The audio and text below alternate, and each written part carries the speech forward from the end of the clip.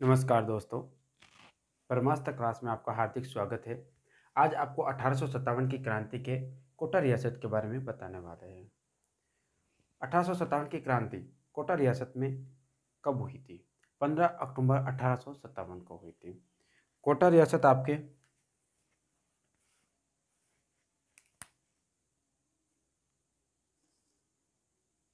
यहाँ पर है। 1857 का जो कोटा रियासत में राजस्थान में 1857 की क्रांति हुई, उस समय कोटा के शासक राम सिंह सेकंड थे। महाराव राम सिंह सेकंड थे। महाराव राम सिंह सेकंड। दो सैन्य टुकड़ियां थी, नारायणी पलटन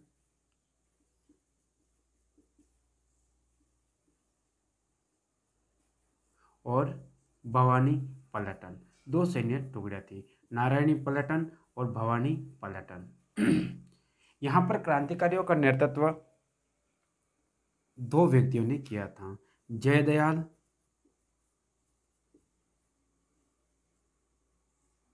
और मेहराव खां।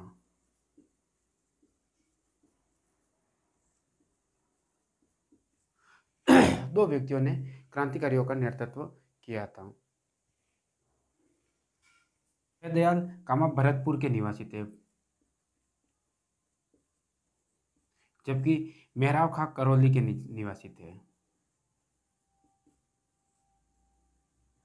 करौली के निवासी थे। कोटा का पॉलिटिकल एजेंट मेजर बटन था।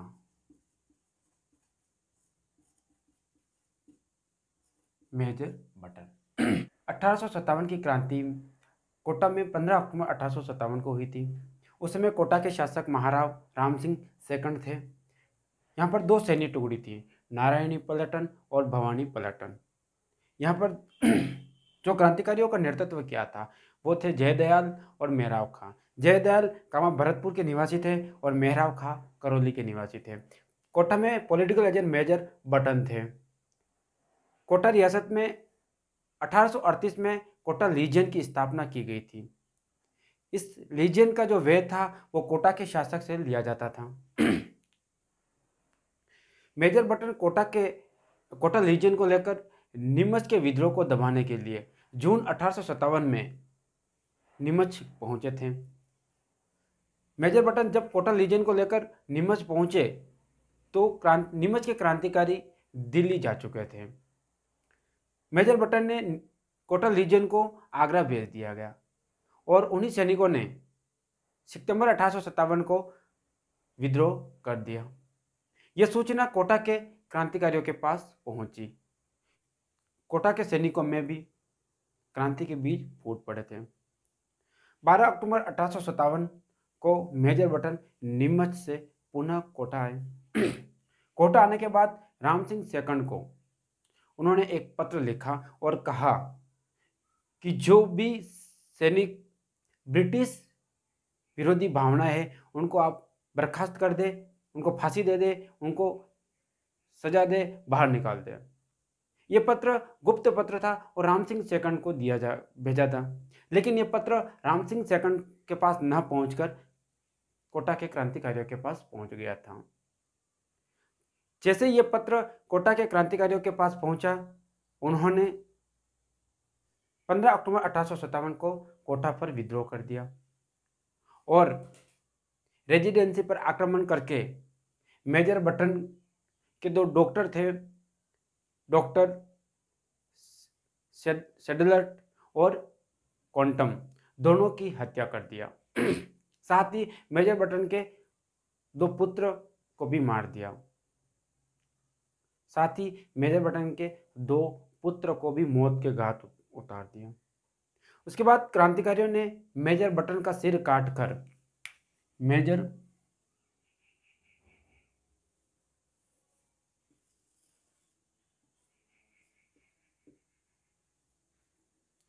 बटन का सिर काटकर इस सिर के अंदर भाला लगाकर कोटों की गलियों में घुमाया गया।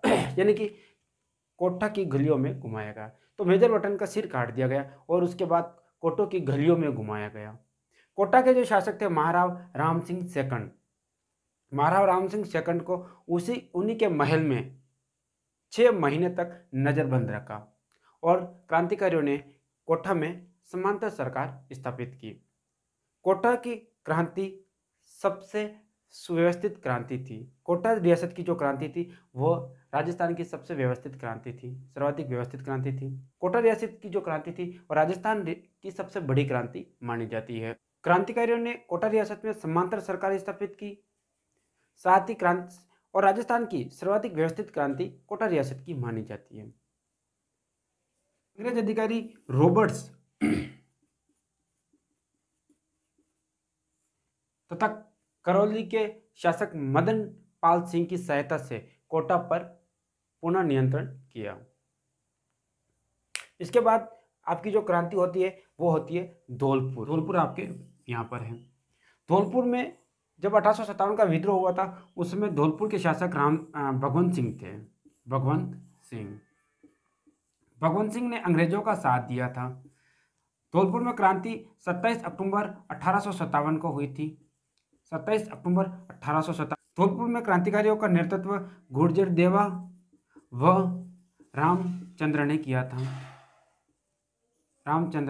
था। यहाँ पर ग्वालियर था और ग्वालियर से लोग क्रांतिकारी आए और धौलपुर में क्रांति का जागृति उत्पन्न किया। उसके बाद धौलपुर में क्रांति हुई। तो ग्वालियर से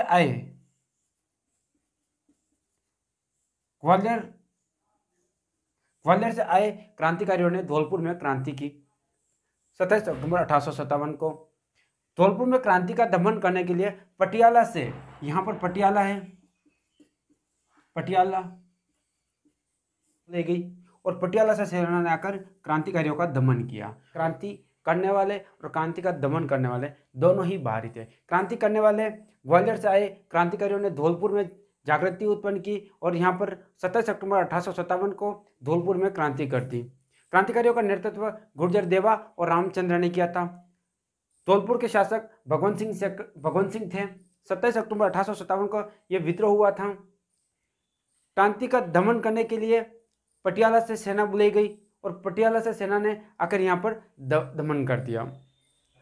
राजस्थान की एकमात्र रियासत थी जहाँ क्रांति करने वाले और क्रांति का दमन करने वाले दोनों ही बाहरी थे। क्रांति करने वाले ग्वालियर के थे और क्रांति का दमन करने वाले पटियाला पंजाब के थे। जयपुर, अगर जयपुर की बात करते तो जयपुर आपके यहाँ पर है। जयपुर के जो शासक थे वो सवाई राम सिंह सेकंड थे। सवाई राम सिंह सेकंड। जयपुर रियासत के पॉलिटिकल एजेंट का नाम था मेजर कर्नल ईडल। दोस्तों, जो जयपुर रियासत है यहाँ के जो शासक थे राम सिंह सेकंड, इन्होंने यानी कि एकमात्र राजस्थान की एकमात्र रियासत थी जहां राजा और प्रजा दोनों ने ही अंग्रेजों का साथ दिया था। कौन सी रियासत थी? जयपुर।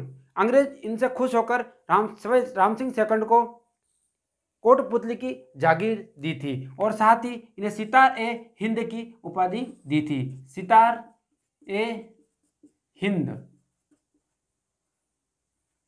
की उपाधि दी थी। यानी कि सितार ए हिंद की उपाधि किन शासक को दी गई? तो जयपुर के शासक सवाई राम सिंह सेकंड को दी गई थी। जयपुर के शासक राम सिंह सेकंड को दी गई। बीकानेर रियासत आपकी यहाँ पर है। बीकानेर के उस समय शासक थे सरदार सिंह।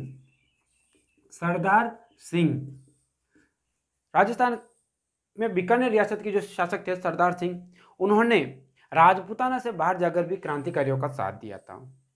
दोस्तों, उसके बाद आपकी जो रियासत आती है बूंदी रियासत। बूंदी रियासत में जो शासक थे वो थे राम सिंह सेकंड। राम सिंह सेकंड ने अप्रत्यक्ष रूप से क्रांतिकारियों का साथ दिया था। इनके जो दरबारी हुआ करते थे उनका नाम था सूर्यमल मिश्रण, जिन्होंने 2 प्रमुख ग्रंथों की रचना की थी, वंश भास्कर व वीर सतसही की। ये सूर्यमल मिश्रण हाथी पर बैठकर सैनिकों का उत्साहवर्धन किया करते थे। राम सिंह सेकंड जो थे बूंदी रियासत के, इन्होंने अप्रत्यक्ष रूप से क्रांतिकारियों का साथ दिया था। अमरचंद्र भाटिया मूलतः बीकानेर के निवासी थे। बीकानेर के निवासी थे। अमरचंद्र भाटिया ग्वालियर में व्यापार करते थे। ग्वालियर में व्यापार करते थे।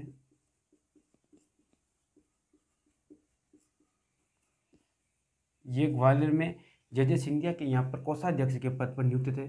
जे सिंधिया के यहाँ पर कोषाध्यक्ष के पद पर नियुक्त थे। कोषाध्यक्ष अमरचंद्र भाटिया को ग्वालियर में नगर सेठ के नाम से जाना जाता था। नगर सेठ कहा जाता था। नगर सेठ कहा जाता था। अमरचंद्र भाटिया मूलतः बीकानेर के निवासी थे। ये ग्वालियर में व्यापार करते थे। ये जे सिंधिया के यहाँ पर कोषाध्यक्ष के पद पर थे। इनको ग्वालियर में नगर सेठ कहा जाता था। अमरचंद्र भाटिया ने 1857 के विद्रोह के समय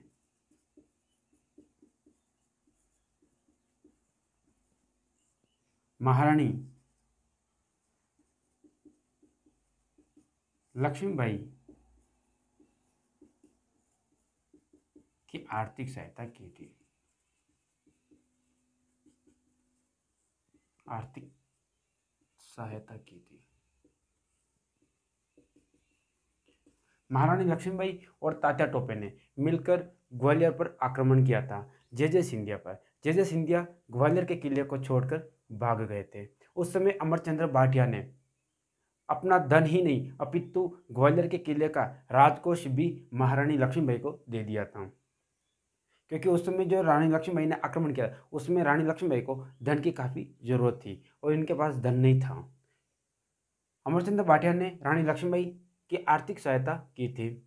इसके बाद जे सिंधिया ने अंग्रेजों की सहायता से पुनः किले पर अधिकार किया। अमरचंद्र भाटिया को सराफा बाजार में नीम के पेड़ के नीचे फांसी दे दिया। इस तरह पेड़ था और पेड़ के नीचे इनको फांसी दे दिया था।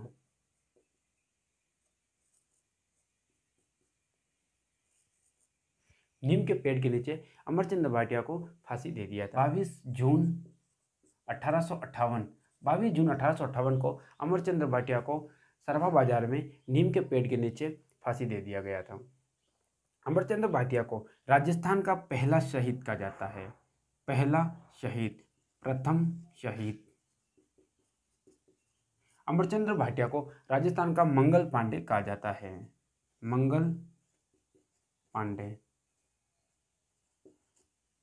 अमरचंद्र भाटिया ने जब झांसी की रानी महारानी लक्ष्मीबाई और तात्या टोपे की आर्थिक सहायता की, इसलिए अमरचंद्र भाटिया को राजस्थान का 1857 की क्रांति का भामाशाह कहा जाता है। भामाशाह कहा जाता है। अमरचंद्र भाटिया मूलतः बीकानेर के निवासी थे। ग्वालियर में व्यापार करते थे। ग्वालियर में जे सिंधिया के यहाँ पर कोषाध्यक्ष के पद पर नियुक्त थे। इनको ग्वालियर में नगर सेठ के नाम से जाना जाता था। 1857 के विद्रोह के समय महारानी लक्ष्मीबाई की आर्थिक सहायता की थी। बाद में जे सिंधिया ने इनको अंग्रेजों की सहायता से पुनः ग्वालियर के किले पर अधिकार कर लिया।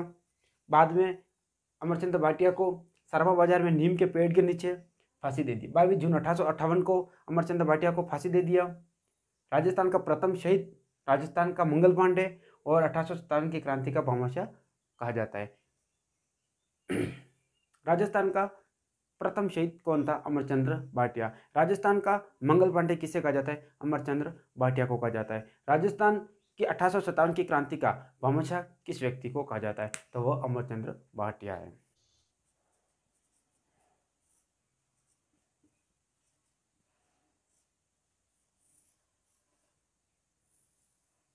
तात्या टोपे। तात्या टोपे का मूल नाम पांडुरंग था, रामचंद्र पांडुरंग। रामचंद्र पांडुरंग। तात्या टोपे का मूल नाम रामचंद्र पांडुरंग था। इनका जन्म यवड़ू महाराष्ट्र में हुआ था।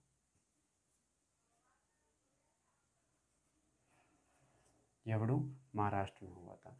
तात्या टोपे ग्वालियर के सामंत थे। ग्वालियर के सामंत, तात्या टोपे ग्वालियर के सामंत है। इन्होंने 1857 की क्रांति के समय झांसी की रानी महारानी लक्ष्मीबाई का साथ दिया। तात्या टोपे ने राजस्थान में 2 बार प्रवेश किया था। तात्या टोपे ने राजस्थान में 2 बार प्रवेश किया था। 2 बार प्रवेश किया था। पहली बार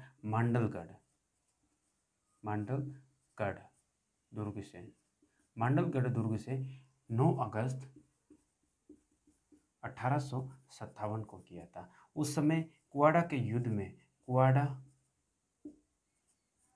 में होम्स की सेना से पराजय हुआ। होम्स की सेना से पराजय हुआ। उसके बाद तात्या टोपे ने दूसरी बार बांसवाड़ा मार्ग से प्रवेश किया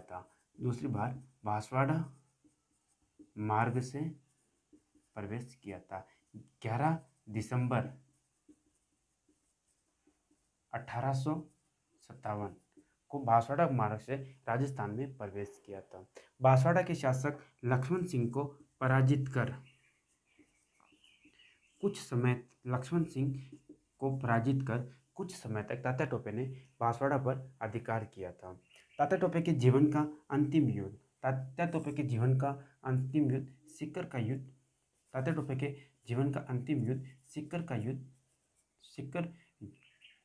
का युद्ध माना जाता है। सीकर में तात्या टोपे को प्रवेश करने से राव राजा भैरव सिंह ने रोकने का प्रयास किया था, असफल प्रयास किया था। तात्या टोपे ने राजस्थान में जैसलमेर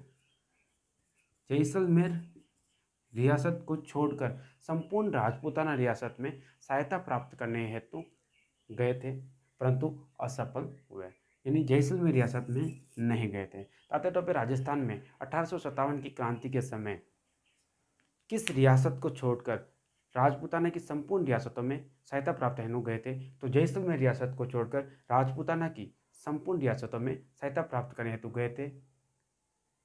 तात्या टोपे का सर्वाधिक हस्तक्षेप राजस्थान में टोंक रियासत में माना जाता है। टोंक रियासत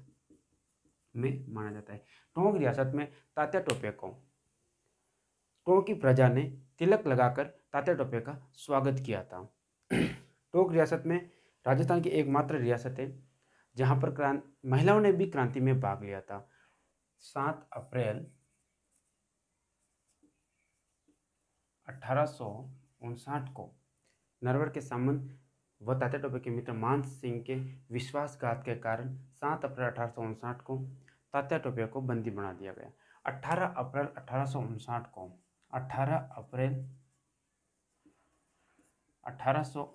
को तात्या टोपे को फांसी दे दिया गया। शिप्रा नदी के किनारे शिवपुरी नामक स्थान पर शिप्रा नदी के किनारे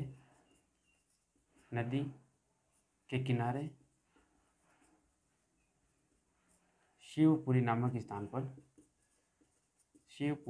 नामक स्थान पर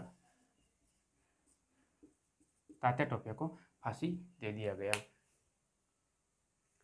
तात्या टोपे का मूल नाम रामचंद्र पांडुरंग था। जन्म स्थान यवड़ू महाराष्ट्र के थे। ग्वालियर के सामंत थे। झांसी की रानी महारानी लक्ष्मीबाई की आर्थिक सहायता की थी। राजस्थान में 2 बार प्रवेश किया। पहली बार मांडलगढ़ दुर्ग से 9 अगस्त 1857 को कुआड़े के युद्ध में होम्स की सेना से पराजय हुआ।